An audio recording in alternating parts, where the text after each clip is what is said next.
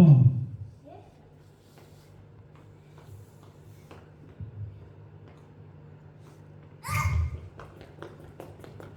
Je peux peut-être parler des choses que je ne maîtrise pas. Mais c'est des expériences.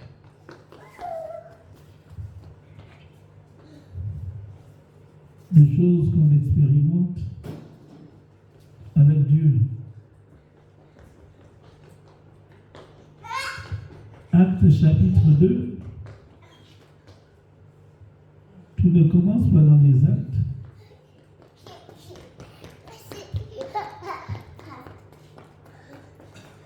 Actes chapitre 2.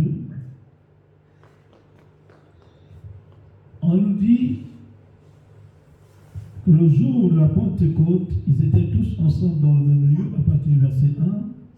Tout à coup, il vient du ciel un bruit comme celui d'un vent impétueux, et il remplit toute la maison où ils étaient assis. Des langues semblables à des langues de feu leur apparurent, séparées les unes des autres, et se posèrent sur chacun d'eux. Le mot que nous devons retenir, c'est apparu. Donc, il y a eu une apparition divine. C'est des choses qui vivent dans l'esprit, mais qui se sont manifestées dans l'ordinaire, dans le naturel. Alléluia. Du surnaturel au naturel. Ils disent les langues de feu. Des langues de feu leur apparurent, séparées les unes des autres, et se posèrent sur chacun d'eux. Alléluia. Ils furent tous remplis du Saint-Esprit et se mirent à parler en d'autres langues, selon que l'Esprit leur donnait de s'exprimer. Or, il y avait en ce jour à Jérusalem des Juifs pieux de toutes les nations qui sont sous le ciel. Au bruit qu'il eut lieu, la multitude accourut et elle fut confondue. Elle fut confondue parce que chacun les entendait parler dans sa propre langue. Alléluia. Il y a plusieurs événements qui sont passés. L'apparition des langues, la multitude de langues, la foule qui était là était confondue. Il y a des événements qui ont amené les gens qui ont suscité l'étonnement. Qu'est-ce qui se passe? Ce sont des Galiléens, mais nous les entendons parler en notre propre langue. C'est ce qu'on appelle le don de langue, la multitude de langues. Alléluia. Et il dit l'étonnement, il dit ils étaient tous dans l'étonnement et la surprise, et ils se disaient les uns aux autres, voici ces gens qui parlent, ne sont-ils pas tous Galiléens? Et comment les entendons-nous dans notre propre langue, à chacun dans notre langue maternelle? Parthes, Mèdes et Lamites, ceux qui habitent la Mésopotamie, la Judée, la Cappadoce, le pont, l'Asie, la Phrygie, la Pamphylie, l'Égypte, le territoire de la Libye, voisine de Cyrène, et ceux qui sont venus de Rome, Juifs et prosélytes, Crétois et Arabes. Comment les entendons-nous parler dans nos langues des merveilles de Dieu?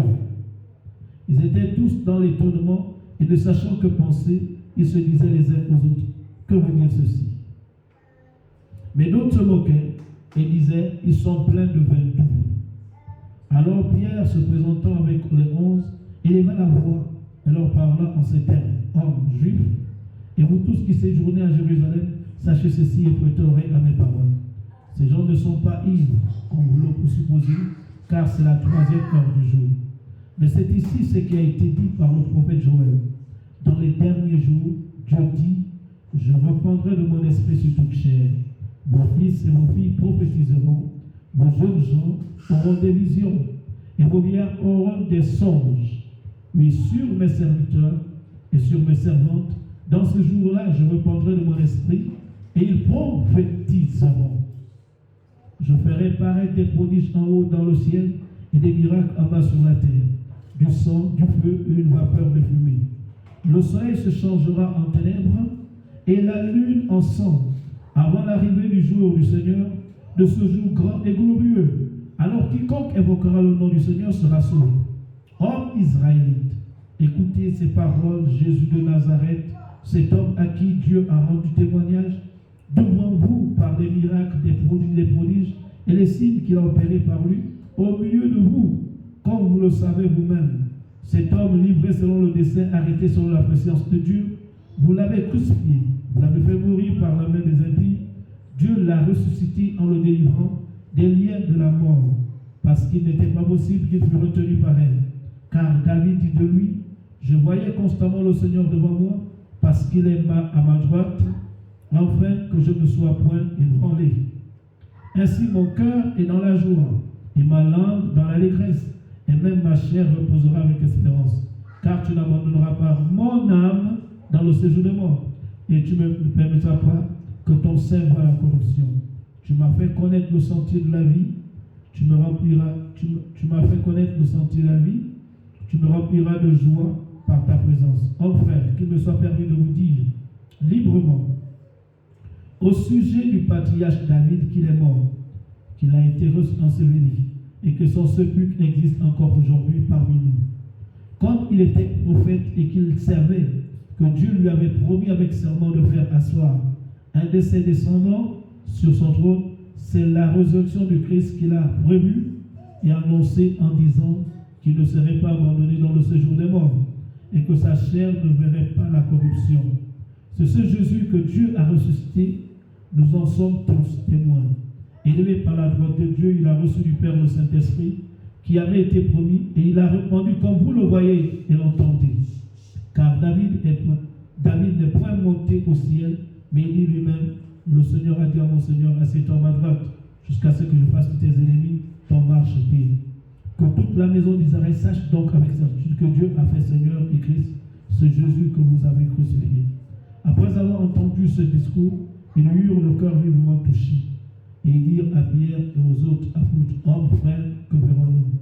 Pierre leur dit, repentez-vous et que chacun de vous soit baptisé au nom du Seigneur Jésus-Christ, au nom de Jésus-Christ, pour le pardon de vos péchés, et vous recevez le don du Saint-Esprit. Car la promesse est pour vous, pour vos enfants, et pour tous ceux qui sont au loin, en aussi grand nombre que le Seigneur notre Dieu les appellera. Et par ailleurs, autre parole, et par plusieurs autres paroles, il les conjurait et les exhortait, disant, sauvez-vous de cette génération perverse. Ceux qui acceptaient sa parole furent baptisés, et en ce jour-là, le nombre des disciples s'augmenta d'environ 3000 âmes. Alléluia. Dès qu'ils sont arrivés à 3000, ils persévéraient dans l'enseignement des apôtres, dans la communion fraternelle, dans la fraction du pain et dans les prières. Alléluia. Est-ce que ça va? La crainte s'emparait de chacun et il se faisait beaucoup de prodiges et de miracles par les mains, par les apôtres. Que Dieu soit loué. Tous ceux qui croyaient étaient dans le même lieu et ils avaient tout en commun. Et que Dieu soit loué. Est-ce que ça va? Nous ici, nous avons les signes. Mon thème, c'est le Saint-Esprit. Il y a toujours des signes quand il est là. Les signes qui l'accompagnent ne manquent pas. Alléluia. Amen. Est-ce qu'on est d'accord? Amen. Là, nous voyons qu'il y a des signes. Il y a des signes. Les signes qui accompagnent le Saint-Esprit ne manquent pas. On ne dit pas que les gars sont sortis, ils vont évangéliser. Tout a commencé dans Actes chapitre 1. Est-ce qu'on peut repartir dans Actes chapitre 1? Chapitre 1, Jésus fait mention du Saint-Esprit. Le Saint-Esprit est mentionné. Ce n'est pas la première fois qu'on parle du Saint-Esprit. Le Saint-Esprit a commencé depuis la nuit des temps. Hein? Genèse 1 va te dire l'Esprit de l'Éternel se mouvait au-dessus des eaux et la parole fut. Quand l'Éternel dit que la lumière soit, l'Esprit s'est mis à agir. Donc il a toujours été. Il est l'auteur de la création. Il est celui qui a conçu Jésus dans le sein de Marie. Donc il est toujours là. Mais là il s'agit de l'action, de la démonstration de sa puissance. Vous Il est important, frère. Sortons de la sorcellerie. Sortons de la tiédeur spirituelle. J'ai dit, c'est le ministère d'accompagnement. Si Dieu ne t'accompagne pas dans l'œuvre que tu as à faire, ça ne sert à rien, ne va se faire. Ça deviendra ennuyeux. Tu vas faire un christianisme qui est comme une voiture qui n'a pas d'huile. Le moteur va se casser. Alors, lisons à partir du verset 1. Théophile, j'ai parlé dans mon premier livre de tout ce que Jésus a commencé de faire et d'enseigner dès le commencement, jusqu'au jour où il fut enlevé au ciel, après avoir donné des ordres par le Saint-Esprit.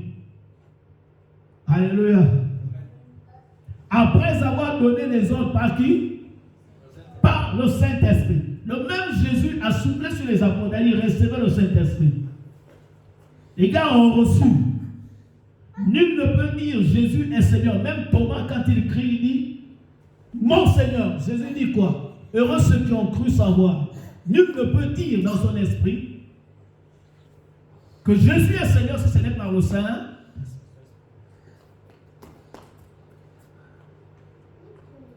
Mais là, nous parlons de quelque chose de différent. Nous parlons du Saint-Esprit en œuvre. L'action, la démonstration de sa puissance à l'œuvre. Il y a des signes précurseurs qui démontrent sa présence dans une communauté. Lorsque la communauté désire travailler avec lui, lorsque la communauté sent l'importance de l'associer à l'œuvre que Dieu leur a donnée. Car Dieu t'a donné la parole, Dieu t'a donné un ordre. Mais il te dit, sans l'Esprit de Dieu, tu ne peux pas accomplir cette chose. Il a dit à Zorobabel, ce n'est pas par ta force ni par ton intelligence. Il a dit, c'est par mon esprit que l'œuvre que tu as, que je t'ai donnée, va s'accomplir. Tu as besoin de lui. Celui qui apporte le réveil dans la vie des gens. Tu peux lire ça dans Agé, dans le livre d'Agé, on va t'amener le réveil que le Saint-Esprit a amené. Il apporte le réveil. Là où il y a la sécheresse, il amène l'abondance. Il est disposé à le faire. Ce n'est pas un esprit qui nous amène la carence. Non. C'est il amène la joie de vivre, le bon vivre. Il rend la vie belle. On a besoin de lui. Alléluia. Vous savez, il ne faut pas te confondre dans les énigmes. Ben, je parle en langue, je sais ceci, frère. Qu'est-ce qui accompagne ton parler en langue? Quels sont les signes précurseurs? Qu'est-ce que tu manifestes? Et quand le Saint-Esprit est dans ta vie, il y a le fruit de l'Esprit. Il y a la maîtrise de soi. Il y a la tempérance. Il y a la patience. Jacques te dira, regarde comme un sujet de joie, toutes les preuves auxquelles tu es soumis. Que l'épreuve ne t'a pas produit, donc tu dois produire. Il y a quelque chose de productif. Même Jean-Baptiste, pour baptiser Jésus, il avait besoin d'un signe.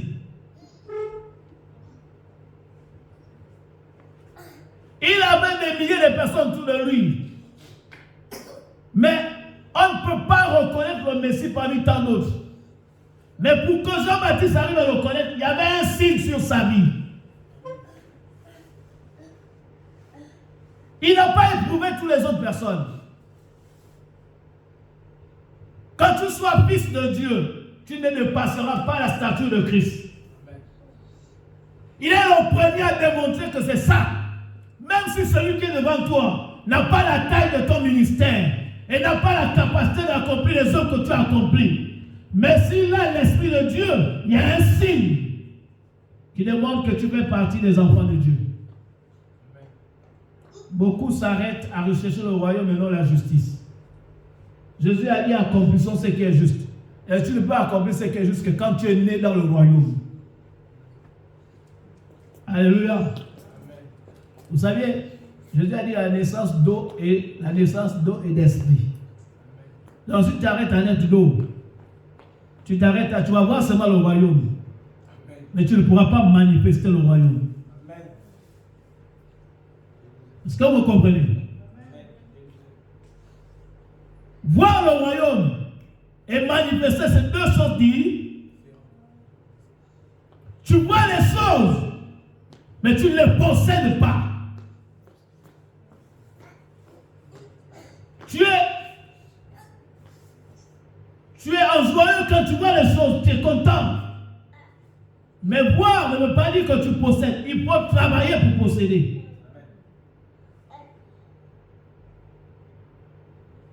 Il y a une différence entre ceux qui ont fait une rencontre avec le Saint-Esprit et ceux qui sont contentés de l'avoir et de diriger leur vie tout en leur laissant le choix d'agir quelques moments. Il y a ceux qui sont totalement abandonnés. Alors, tout commence au premier chapitre de Actes. On dit il a donné des ordres par le Saint-Esprit. On parle de la présence du Saint-Esprit. Jésus ne pouvait pas donner les ordres si le Saint-Esprit n'était pas là. Dieu atteste que le Saint-Esprit est là. Et Jésus donne les ordres à sa présence. Après qu'il leur apparu, le mot apparaître revient encore. Mais on parle à des personnes qui ont déjà reçu la parole. Des personnes qui ont expérimenté la parole. Mais pendant qu'ils expérimentaient la parole, ils étaient sous l'onction de Jésus-Christ, sous le mandat de Jésus-Christ. Et pendant qu'ils étaient sous le mandat de leur Seigneur Jésus, celui sur qui reposait le Saint-Esprit, l'onction, le seul qui a dit l'Esprit du Seigneur est sur moi, parce qu'il a eu une rencontre avec le Saint-Esprit. On ne peut pas parler de voir l'Esprit de Dieu sur moi si tu ne l'as pas vu. Il parle de ce qu'il voit.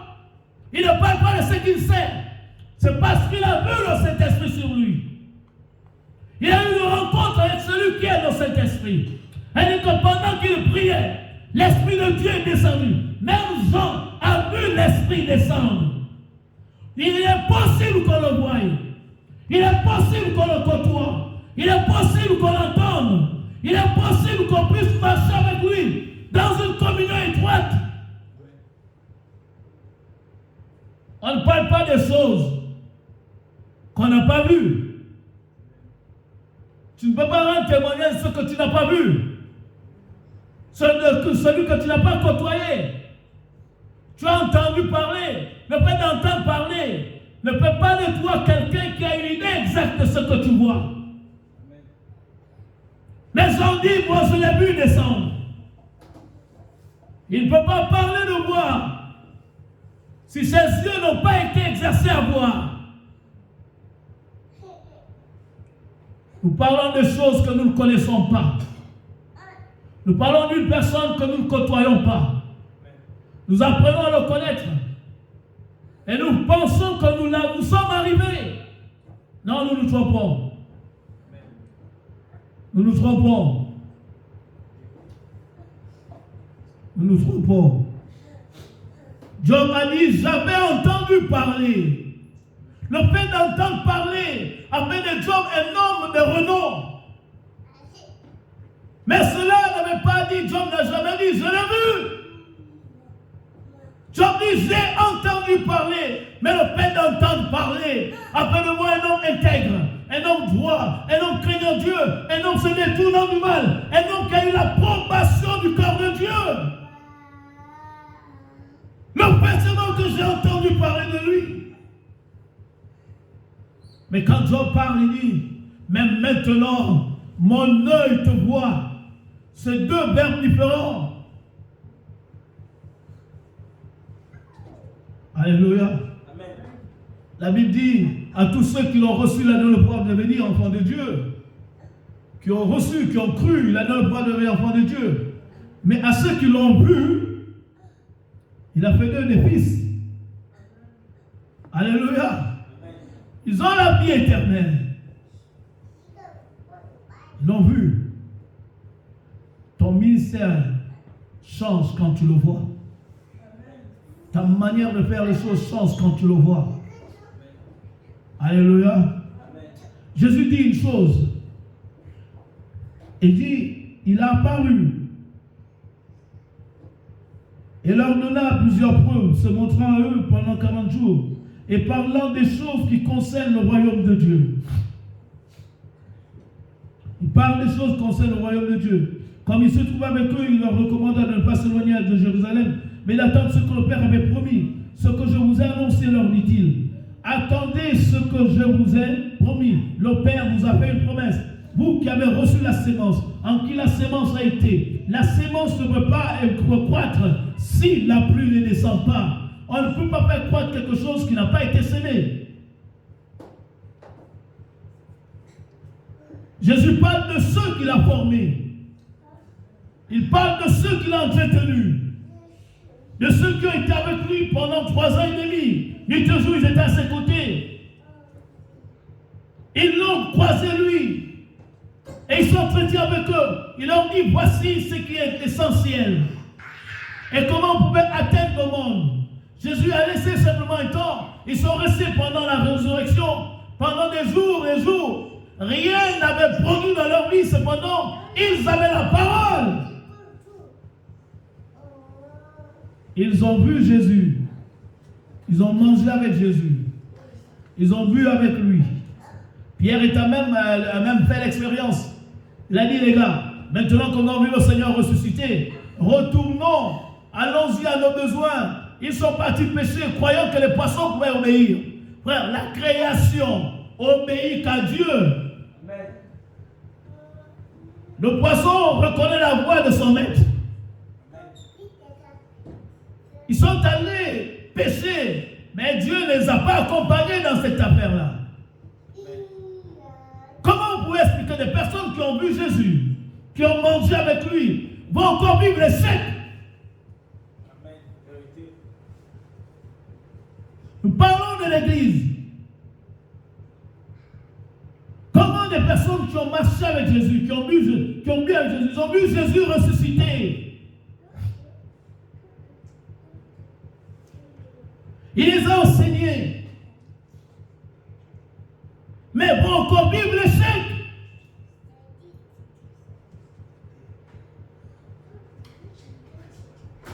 Pendant qu'ils vont au fleuve, le fleuve représente le monde. Rien ne les a réussi. Ils ont le nom de Jésus, ils ont la parole.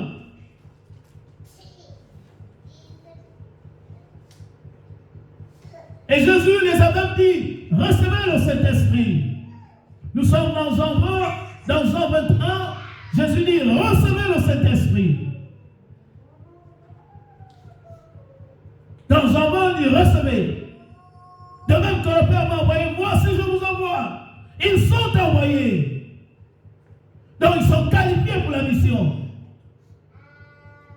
Mais, rien ne marche. Rien ne marche. Ils n'ont même pas gagné une âme. Leur évangile ne fait pas effet. Écoutez, il y a bien de foi aujourd'hui. Nous avons des églises qui sont de foi remplies de monde, mais bondées de personnes. Mais ces personnes sont pauvres. Ils sont pauvres en connaissance de leur Dieu. Ils sont pauvres en expérience. Et ils souffrent intérieurement. Et là, vous allez voir ces personnes aller d'église en église. Et après, on se dit, mais pourquoi elle erre comme cela? Non, elle cherche son berger. Elle cherche celui qui est capable de perdre son âme. Et la seule personne qui est capable de perdre son âme, c'est le Saint-Esprit. Zacharie chapitre 10 nous le dit. Est-ce qu'on peut lire cela? Qu'est-ce que dit Zacharie? Zacharie dénonce la maladie de l'Église. La bêtise. Aujourd'hui, on a des charlatans dans l'Église qui nous font comprendre. Oh non, vous n'avez plus besoin de rechercher le Saint-Esprit. Il est là, il est là. Frère, tu es menteur. Amen. Vérité. Où sont les signes précurseurs de sa présence? Le Saint-Esprit a mené des réveils à travers les villes. Il a été le catalyseur du réveil des îles hybrides. Où on n'avait pas besoin d'annoncer l'évangile à des personnes. Quand il est descendu, le bus s'arrêtait et les gens descendaient, pleuraient à cause de leur péché.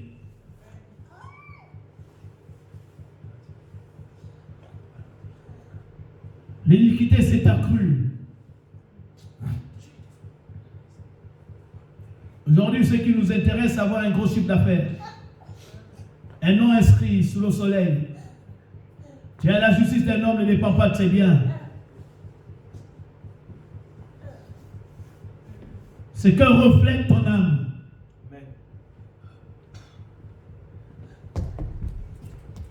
Que reflète ton âme.